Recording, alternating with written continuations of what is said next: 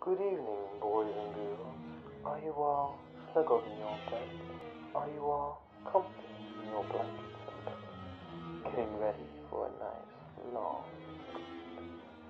Well, you better turn on all the lights and check under your beds, 'cause it's time to listen to a story from our dear friend, Edgar Allan Poe.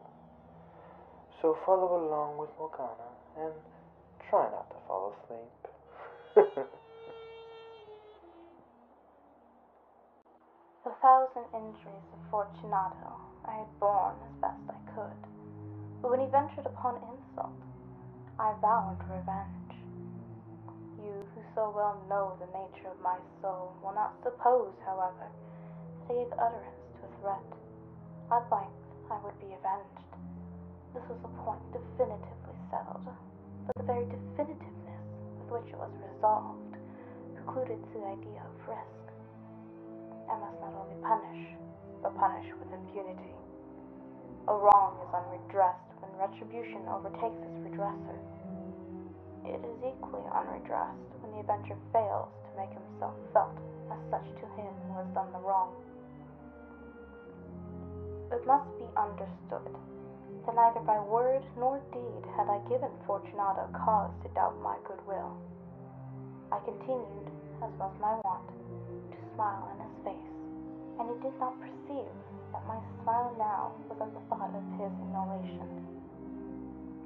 He had a weak point, this Fortunato, although in other regards he was a man to be respected and even feared. He prided himself on his connoisseurship in wine. Few Italians have the true virtuoso spirit. For the most part, their enthusiasm is adopted to suit the time and opportunity, to practice imposture on the British and Austrian millionaires.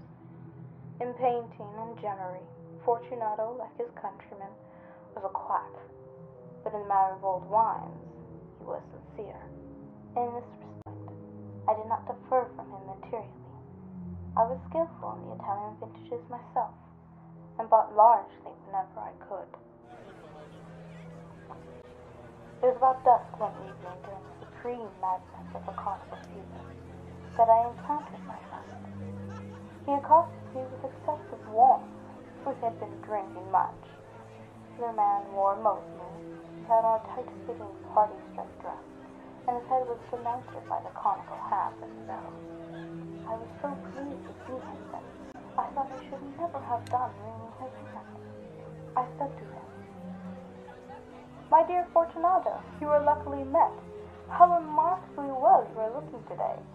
But I have received a pipe of what passes for Amontillado, and I have my doubts." "How? Amontillado?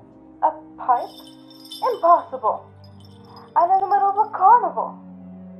"I have my doubts, and I was silly enough to pay the full Amontillado price without consulting you in the matter. You were not to be found, and I was fearful of losing a bargain." "Amontillado!" "I have my doubts." "Amontillado!" "And I must satisfy them." "Amontillado!" "As you are engaged, I am on my way to Lucchesi. If anyone has a critical turn, it is he. He will tell me, 'Lucchesi cannot tell Amontillado from sherry.' And yet some fools will have it that his taste is a match for your own. Come, let us go." "Whither?" "To your vault." "My friends, no. I will not impose upon your good nature. I perceive you have an engagement. Lucchesi, I have no engagement. Come." "My friend, no. It is not the engagement, but the severe cold with which I perceive you are afflicted. The vaults are insufferably damp. They are encrusted with nitre." "Let us go nonetheless. The cold is merely nothing. Amontillado, you have been imposed upon. As for Lucchesi, he cannot distinguish sherry from Amontillado." Thus speaking, Fortunato possessed himself of my arm, putting on a mask of black silk, and drawing a cloak closely about my person, I suffered him to hurry me to my closet. There were no attendants at home. They had been absconded to make merry in honor of the time. I had told them that I should not return until the morning, and had given them explicit orders not to stir from from the house. These orders were sufficient, I well knew, to ensure their immediate disappearance, one and all, as soon as my back was turned. I took from their scones 2 torches, and giving one to Fortunato, bowed him through several suites of rooms to the archway that led to the boat. I passed down a long and winding staircase, requesting him to be cautious as he followed. We came at length to the foot of the descent, and stood together on the damp ground of the catacombs and the Montresors.